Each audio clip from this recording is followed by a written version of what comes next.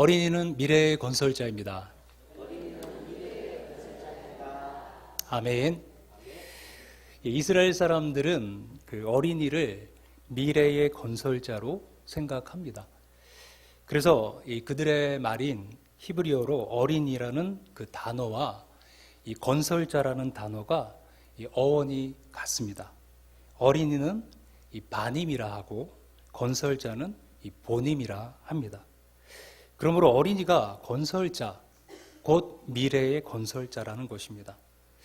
가정의 미래를 건설할 건설자, 우리의 교회의 미래를 건설할 건설자, 이 나라의 미래를 건설할 건설자라는 뜻이죠.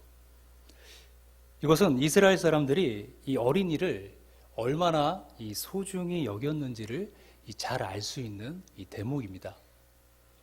반면에 이 부모라는 단어는 이 어떤 모양을 만든다라는 뜻이 있습니다.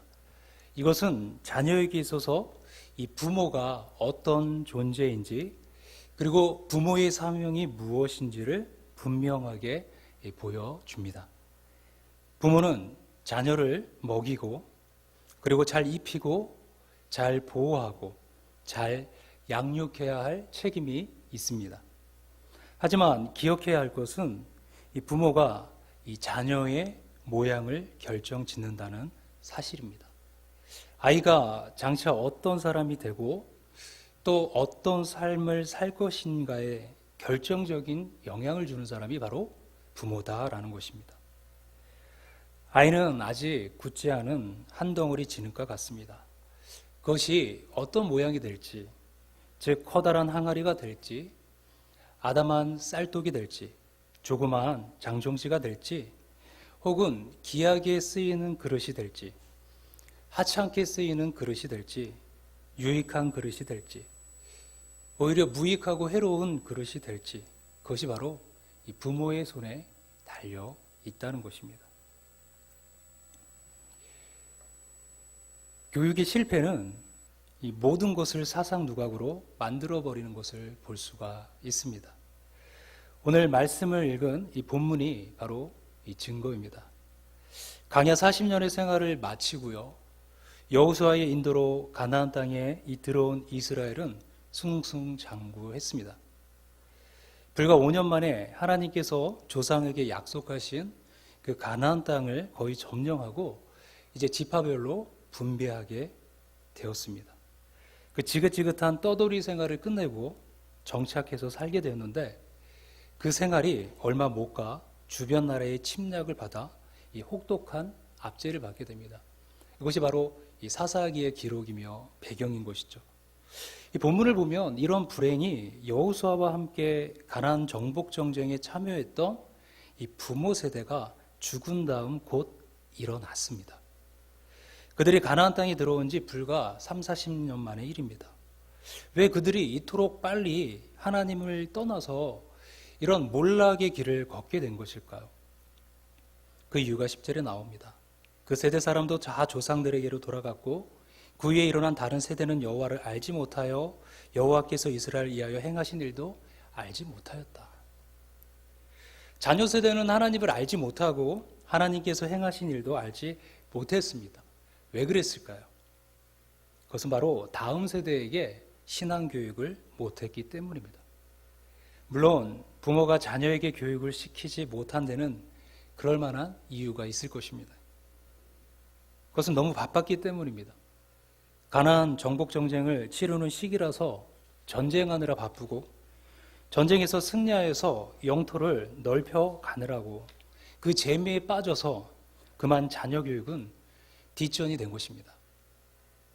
하나님은 말씀대로 전쟁에 승리해서 신명기 6장 11절에서 말씀하시는 것처럼 그들이 채우지 않은 아름다운 물건이 가득한 집을 얻게 하고 파지 않은 우물을 차지하게 하고 심지도 않은 포도원과 감람나무를 차지하여 배불리 먹게 하셨습니다. 그런데 이런 것을 경험한 부모 세대가 이 모든 것을 허락하신 이 복의 근원이신 하나님을 자녀 세대에게 가르치지 못했다는 것입니다. 그래서 자녀가 하나님도 그리고 하나님께서 행하신 그 일도 알지 못하게 된 것입니다. 그러다 보니까 불과 몇 년 만에 하나님께서 주신 복을 누리지도 못하고 다 빼앗기게 되었습니다. 복이 되려면 그 복을 이어갈 수 있는 신앙이 건실한 자손이 있어야 합니다. 이것을 위해서 신앙교육이 중요한 것이고, 그래서 성경은 부모가 본을 보이면서 기회에 있는 대로 자녀에게 신앙을 가르치도록 강조하고 있습니다. 이것에 실패하면 부모 세대가 피를 흘리며 세웠던 것들이 한순간에 물거품이 되고 만다는 것입니다. 이것은 결코 남의 이야기가 아닙니다. 오늘 우리가 직면하고 있는 현실입니다. 지금까지 우리 한국교회는 놀라운 부흥을 경험했습니다.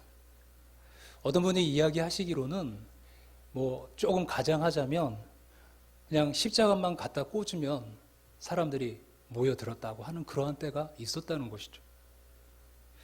그런데 교회 성장은 정체에서 쇠퇴로 급속도로 바뀌었습니다. 특히 교회 학교는 이미 심각한 수준에 도달했습니다. 교회 학교가 없는 교회는 물론 아예 아이들이 없는 교회가 수두룩합니다. 정말 어린이를 교회의 미래를 건설할 건설자로 여긴다면 우리 한국 교회는 이미 그 미래가 암울한 것입니다. 어떻게 이 암울한 현실을 우리가 벗어날 수 있을까? 그것은 바로 온전한 신앙교육과 다시 불타오르는 전도의 열정이라는 것입니다. 그래서 하나님을 알고 하나님이 하신 일을 알도록 깨우쳐 주는 것입니다. 바로 이런 위기는 어디에서 왔는가? 오늘 본문의 말씀에서 우리에게 말씀하시는 것처럼 우리의 자녀의 세대가 하나님을 알지 못한 데서 왔다는 것입니다. 알렉산더 솔제니친이 1983년에 쓴 공산주의가 지배하는 지역의 이 종교라는 책에서 다음과 같이 말하는 글이 있습니다. 50년 전 내가 아직 어린아이였을 때 나는 러시아에 불어닥친 재앙에 대해 많은 사람이 말하는 것을 들었다. 사람들이 하나님을 잊어버린 것이 문제다. 이것이 우리가 이런 재앙을 당하는 이유다. 그 나는 러시아의 혁명 역사를 50년 이상 연구했다. 수백 권의 책을 읽었고 수백 권의 개인적 체험담과 전기를 읽었다. 8권이나 되는 책을 손수 써서 이 문제를 파헤쳐 보기도 했다. 6천만 명이나 삼켜버린 무시무시한 혁명의 주요 원인이 무엇인가를 이야기해보라 한다면 나는 어렸을 때 들었던 이야기보다 정확히 말할 수는 없을 것이다. 사람들이 하나님을 잊어버린 것이 문제다. 이것이 우리가 이런 재앙을 당했던 이유다. 하나님을 알지 못할 때, 하나님께서 행하신 일을 알지 못할 때 역사도 개인도 불행하게 된 것은 당연한 것입니다. 역사도 인생도 진공 상태로 머물 수 없습니다. 결국 하나님이 없으면 그 자리에 유한하고 썩어지고 부패할 세상적인 것과 마귀적인 것이 채워지게 되고 이런 것들을 추구하는 인생이나 역사의 결말은 불행 그 자체가 될 수밖에 없는 것입니다. 이것을 본문의 이스라엘 백성과 솔제니친 시대의 러시아가 잘 대변하고 있습니다. 개인이나 역사의 진정한 미래는 하나님을 알고 그분께서 행하신 일을 기억하는 데 있는 것입니다. 그러므로 이런 상황에서 돌아서게 하는 방법은 바로 온전한 신앙의 교육이라는 것이죠.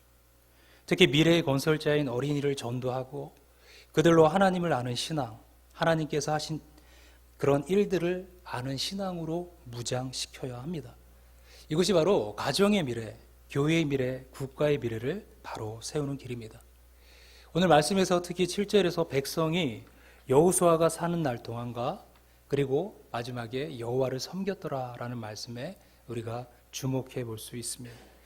여호수아 같은 큰 인물, 하나님의 역사를 경험한 영적 영웅이 사는 동안에는 백성이 하나님을 잘 섬겼다는 것입니다. 이것이 바로 우리 교회와 성도가 해야 할 중요한 사명입니다.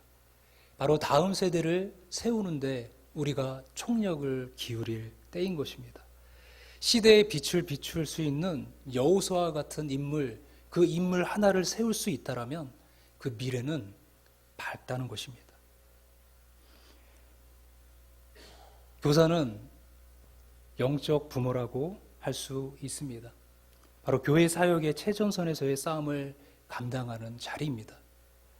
에베소서에서 사도 바울은 교사를 사도와 그리고 선지자와 복음 전하는 자와 하나의 동일한 반열로 소개하고 있습니다.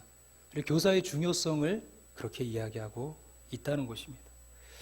오늘 특별히 어린이 교회 교사 헌신 예배로 드립니다. 우리가 어린 영혼들을 바라보면서 미래의 건설자로, 또 우리 교회와 이 민족과 나라의 건설자로 바라보면서 다시 한번 헌신을 다짐하며 나가는 시간이 되어주시기를 주님의 이름으로 축원합니다. 또한 교회 학교를 바라보시면서 우리 모든 성도님들께서 함께 기도해 주시고 관심 가져주시고 격려해 주신다면 우리 선생님들과 또 함께하는 모든 교육자들이 더욱더 주님 앞에 열심을 품어 또 이러한 사명들을 잘 감당할 수 있을 줄 믿습니다. 다음 세대를 세워가는 교회, 그 교회가 희망이 있고 또 하나님께 쓰임받는 교회임을 기억하면서 오늘 우리가 하나 되어서 주님 앞에 이러한 사명을 감당하며 나가는 저와 우리 모든 성도님들 되어주시기를 주님의 이름으로 축원합니다. 함께 기도하겠습니다. 살아계신 하나님 아버지 감사합니다.